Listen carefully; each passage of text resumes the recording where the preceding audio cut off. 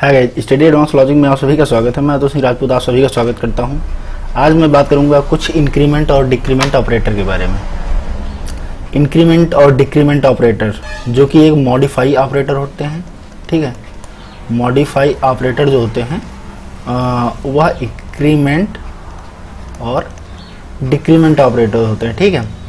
Increment operator और decrement operator कैसे होते हैं उनके बारे में समझते हैं। इंक्रीमेंट ऑपरेटर जैसे प्री इंक्रीमेंट और पोस्ट इंक्रीमेंट जैसे ऑपरेटर, आज हम सी लैंग्वेज के बारे में जो इंक्रीमेंट ऑपरेटर है और डी इंक्रीमेंट या पोस्ट इंक्रीमेंट इनके सबके बारे में जानते हैं, ठीक है। सबसे पहले हम जानते हैं ये प्री इंक्रीमेंट क्या होते हैं। प्री जैसा कि नाम से ही प्रतीत हो रहा है, प्री इंक्रीमेंट ऑपरेटर, ठीक है। प्री इंक्रीमेंट ऑपरेटर और प्री डिक्रीमेंट ऑपरेटर।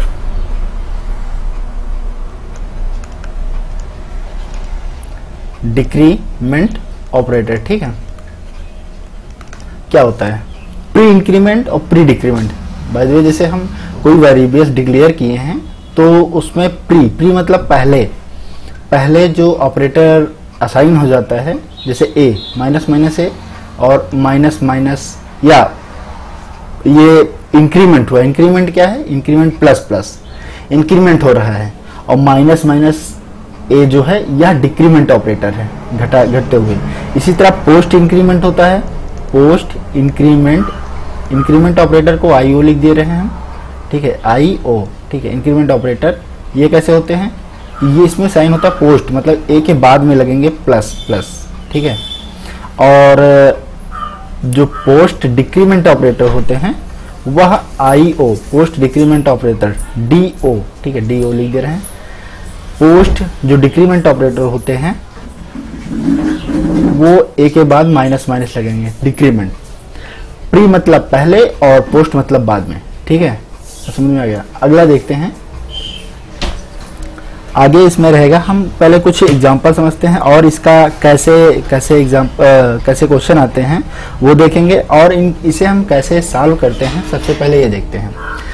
कोई भी ऑपरेटर आने से पहले अगर दो ऑपरेटर आ गए तो हम उसे सॉल्व कैसे करेंगे उसके बारे में जानते हैं। सबसे पहले हम प्री इंक्रीमेंट का यूज करते हैं। सबसे पहले प्री इंक्रीमेंट, ठीक है, pre increment, then pre increment या प्री डिक्रीमेंट। Just wait. सबसे पहले हम इसे एक क्वेश्चन के माध्यम से समझते हैं। एक क्वेश्चन लेते हैं, उसके बाद हम उसका समझने का प्रयास करते हैं, ठीक है। जैसे क्वेश्चन है, एग्जांपल के तौर पे क्वेश्चन है आपका, मैंने एक प्रोग्राम बनाया है जिसमें हम मेन लिख रहे हैं। मेन स्टार्टिंग से यहाँ से हम एग्जांपल 1, ठीक है, एग्जांपल 1 मेन फंक्शन को स्टार्ट कर दिए हैं, और वहाँ पर इंक्लूड आगे आप ऐड करते रहना। मैंने फंक्शन स्टार्ट कर दिया है, ठीक है। इंक्लूड हम समझाने का सिर्फ प्रयास करेंगे। उसके बाद हम एक इंटीजर वैल्यू लेते हैं। इंटीजर वैल्यू में हमने x को 10 असाइन कर दिया, y को 20 असाइन कर दिया, और z वेरिएबल्स को ऐसे ही रख दिया, ठीक है। उसके बाद z वैल्यू का मान मैंने कर दिया, x पोस्ट इंक्रीमेंट ऑपरेटर और मल्टीप्लाई, ठीक है, multiply pre decrement operator y, ठीक है, ये कर दिया। तो मुझे आपको ये बताना है कि ये जो प्रिंट होगा ये क्या प्रिंट होके आएगा, ठीक है। प्रिंट वैल्यू जो आएगी प्रिंटफ से परसेंटेज डी जो कि इंटीजर वैल्यू को दर्शाता है, और हम फिर सेमीकोलन को बंद कर देंगे। और यहाँ पर मैं जानना चाहूँगा x की वैल्यू, y की वैल्यू और z की वैल्यू क्या होगी। तो आपको ये बताना है कि इस फंक्शन को ऑपरेट करने के बाद मुझे आउटपुट क्या मिलेगा, तो वो बताना है, ठीक है। चलिए समझने का प्रयास करते हैं। इंक्रीमेंट और डिक्रीमेंट वैल्यू को कैसे असाइन किया जाएगा। सबसे पहले सबसे पहले इसमें मैंने आपको कुछ ये ग्राफ बना के दिया है, जैसे प्री इंक्रीमेंट और प्री डिक्रीमेंट ऑपरेटर। अगर कोई भी फंक्शन पहले लूप करेगा या चलेगा तो सबसे पहले उसमें एक ही ऑप्शन आएंगे, प्री इंक्रीमेंट और प्री डिक्रीमेंट वैल्यू। ठीक है, प्री इंक्रीमेंट और pre decrement value. Just wait. फिर आएगा सब्स्टिट्यूट उसका, और उसके बाद आएगा इवोल्यूशन, फिर असाइनमेंट करेंगे और पोस्ट इंक्रीमेंट। इसी आधार पे हम सारे क्वेश्चन जो है सॉल्व करेंगे। ठीक है, तो सबसे पहले समझते हैं इंटीजर की वैल्यू जो दी गई है, x का 10 है और y का 20 है। ठीक है, यहाँ पर क्या है, ये कौन सा ऑपरेटर है बताइए? ये ऑपरेटर है, यहाँ पोस्ट इंक्रीमेंट ऑपरेटर है, ये प्री इंक्रीमेंट। तो मैंने सबसे पहले बताया कि ये सबसे पहले कौन से उठाएगा, प्री इंक्रीमेंट ऑपरेटर। तो प्री इंक्रीमेंट में y की वैल्यू कितनी है, माइनस माइनस y, जो प्री इंक्रीमेंट हो रहा है, घट रहा है।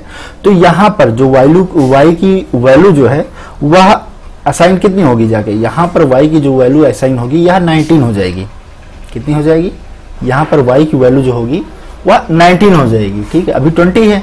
अभी प्री, सबसे पहले ये लूप वर्क करेगा प्री इंक्रीमेंट वाला। उसके बाद सब्स्टिट्यूट क्या आएगा, सब्स्टिट्यूट में हम लिखेंगे कि इसका सब्स्टिट्यूट कितना है, y का सब्स्टिट्यूट कितना हुआ, 19 हुआ, और x का सब्स्टिट्यूट कितना है, x का सब्स्टिट्यूट है 10।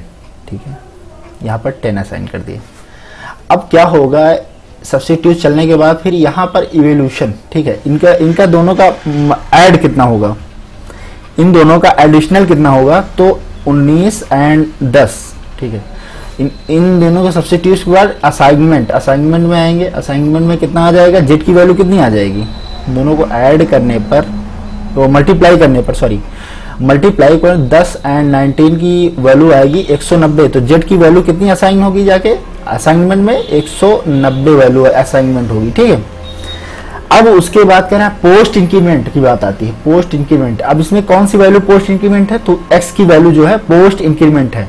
तो x की वैल्यू कितनी थी, 10 थी, तो 10 की बजाय अब क्या हो जाएगी, 11 आ जाएगा।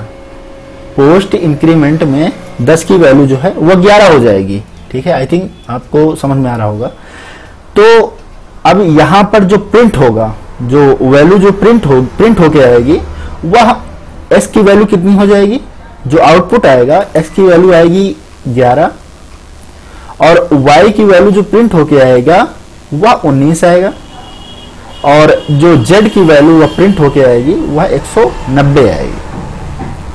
आपको आंसर मिल गया होगा। I think this is a best method for every questions given by answer. ठीक है, तो सबसे अच्छा तरीका यही है कि सबसे पहले हम इसको प्री इंक्रीमेंट सॉल्व करें, प्री डिक्रीमेंट सॉल्व करें, उसके बाद सब्स्टिट्यूट देखें, इवोल्यूशन देखें, फिर असाइन कर दें, और असाइन करने के बाद पोस्ट डिक्रीमेंट सबसे लास्ट में आता है। ठीक है, जो वैल्यू प्रिंट होने वाली होती है उसमें हम पोस्ट डिक्रीमेंट या पोस्ट इंक्रीमेंट का यूज करते हैं। ठीक है, अब अनदर एग्जाम्पल, एक दूसरे एग्जाम्पल के तहत हम और अच्छे से समझने का प्रयास करते हैं। Just wait.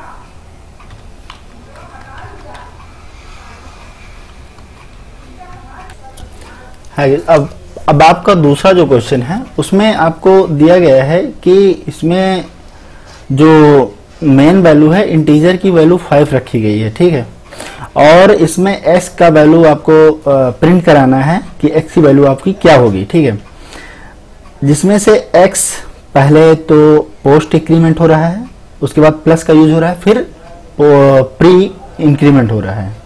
तो आपको यहाँ पर s की वैल्यू प्रिंट करानी कि आपका s की वैल्यू क्या आएगा, ठीक है। तो सबसे पहले हम जानते हैं कि सबसे पहले इसमें ऑपरेटर में जो प्री इंक्रीमेंट ऑपरेटर कौन सा है, तो इन दोनों में प्री इंक्रीमेंट ऑपरेटर कौन सा हुआ, आपका प्री इंक्रीमेंट ऑपरेटर ये हुआ जाके, जो कि प्री मतलब पहले ऑपरेटर यूज हो रहा है प्लस प्लस x, ठीक है। अब x की वैल्यू जो 5 है, s की वैल्यू जो 5 है, तो ये प्री इंक्रीमेंट हो जाएगा। तो x की वैल्यू जो 5 है यहाँ पे, ये 5 ना होकर 1 बढ़ जाएगा, 6 हो जाएगा। अब यहाँ पर 6 वैल्यू हो गई है, ठीक है। अब उसके बाद क्या है, सब्स्टिट्यूट मुझे लिखने हैं। तो सब्स्टिट्यूट में मुझे ये लिखना है कि इसकी वैल्यू x की वैल्यू 6 है और इसकी भी वैल्यू जो है वह 6 है। फिर उसके बाद इवोल्यूशन करना है, ठीक है। इवोल्यूशन में उसके बाद इनका वो हो गया। उसके बाद असाइनमेंट करना है। असाइनमेंट मतलब मुझे इन दोनों को ऐड करके इसका जो है असाइन करना है, इसकी वैल्यू जो है असाइन करना है। तो 6 और प्लस 6 कितना हो गया, 12। अब x की वैल्यू कितनी हो गई, ये x ही है, x की वैल्यू अब हो गई आपकी 12, ठीक है। अब 12 वैल्यू असाइन हो गई है, ठीक है। असाइन के बाद पोस्ट अब इंक्रीमेंट और डिक्रीमेंट ऑपरेटर कौन सा है, अब इसमें ये देखिए, ये आपका पोस्ट इंक्रीमेंट ऑपरेटर है, ठीक है। ये देखिए दिख रहा है ना आपको, पोस्ट इंक्रीमेंट ऑपरेटर है। अब ये जो वैल्यू असाइन हुई है, ये 12 वैल्यू है, 12 में हम फिर से एक ऐड कर देंगे, 12 में एक ऐड हो जाएगा तो ये हो जाएगा 13। तो आपकी जो वैल्यू, फाइनल वैल्यू जो प्रिंट होके आने वाली है, इसका आउटपुट होगा 13, ठीक है। जो प्रिंट, जो प्रिंटफ से जो वैल्यू प्रिंट होके आएगी वह होगा 13, ठीक है। और हम जो इस स्लैश एन लगाए हैं, इसका मतलब होता है न्यू लाइन, ठीक है। न्यू लाइन हम प्रिंट करने के लिए स्लैश एस का यूज करते हैं। और ये बैक स्लैश, जो डबल बैक स्लैश है, उसका यूज हम कमेंट पास करने के लिए करते हैं, ठीक है। स्लैश एस्टेरिक्स स्लैश, इसका यूज हम अब कमेंट को कई लाइनों में प्रिंट होता है तो उसे हम कमेंट को यूज करने के लिए करते हैं, ठीक है। और हम एक और एग्जांपल के तहत समझते हैं जिससे आपको पूर्ण रूप से क्लियर हो जाएगा ये क्वेश्चन कैसे है, ठीक है। एग्जांपल 3 में देखते हैं। इसमें हम सबसे पहले हम एंटर कराते हैं, पहले एग्जांपल 3 लिखते हैं। एग्जांपल 3 जो होगा वह मेन ऑपरेटर से स्टार्ट करते हैं। मेन ऑपरेटर हो गया। मेन ऑपरेटर को जो हम स्टार्ट करते हैं, उसके बाद मेन हेडर फोल्डर है, और उसके बाद हम एक असाइनमेंट वैल्यू जो है प्रिंट कराते हैं। a इक्वल टू 2 वेरिएबल्स है, b वेरिएबल्स का मान हम 3 रखते हैं और इसे हम सेमी कॉलम से बंद करते हैं। उसके बाद हम b को जो है इंक्रीमेंट कराते हैं।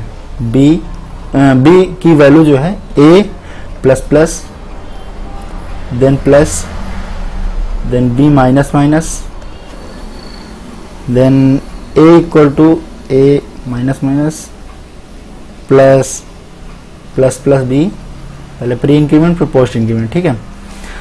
हाँ, फिर उसके बाद हम b equal to plus plus a, then plus minus minus b।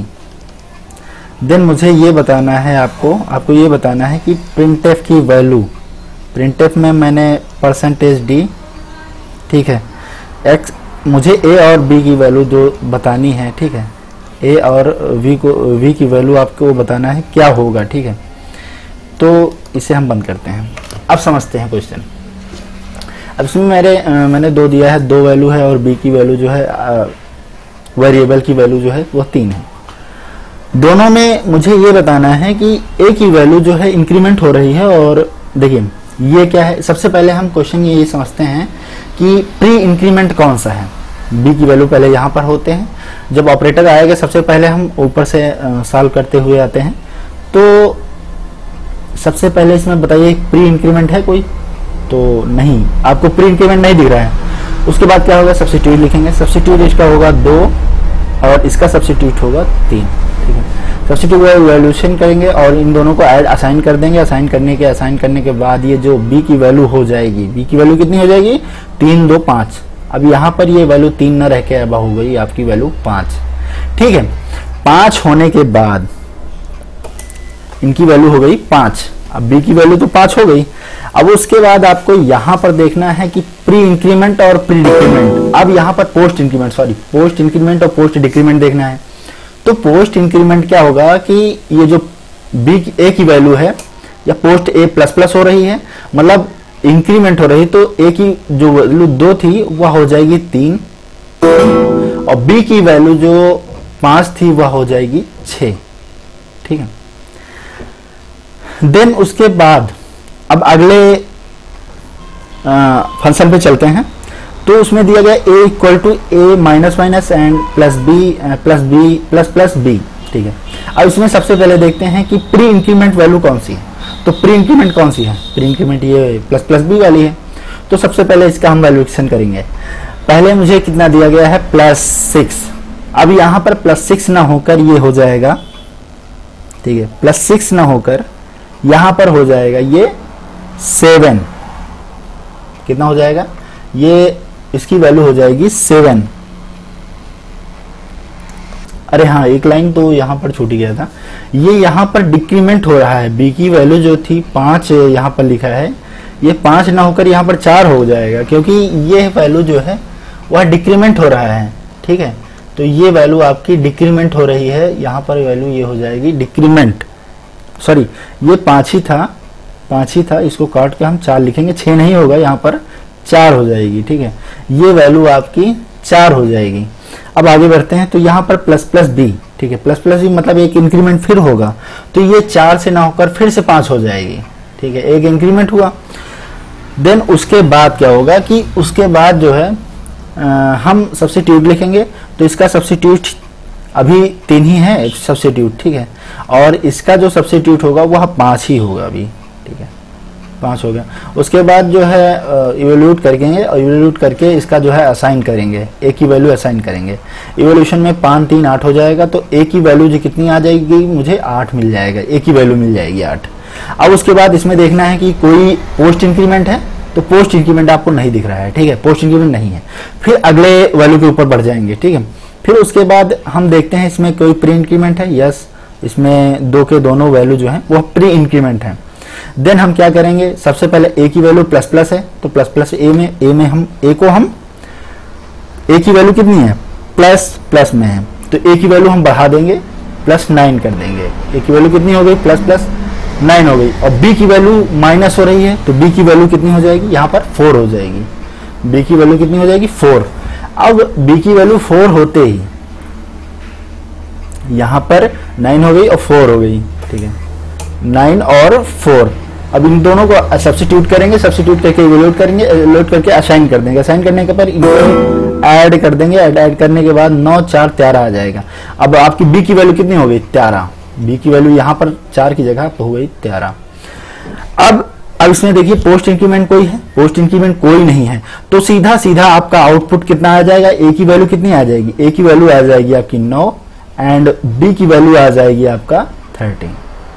ठीक है, आपका फाइनल जो आंसर आएगा वह a की वैल्यू 9 एंड b की वैल्यू जो आएगी वह 13 आएगी। ठीक है, आई थिंक आपको प्री इंक्रीमेंट और डी इंक्रीमेंट में आपको बिल्कुल भी प्रॉब्लम नहीं होने वाली है। आई थिंक मेरा ये गारंटी है। अगर कोई दिक्कत होती है तो वीडियो के कमेंट बॉक्स में आप कमेंट करके आप समझा सकते हैं।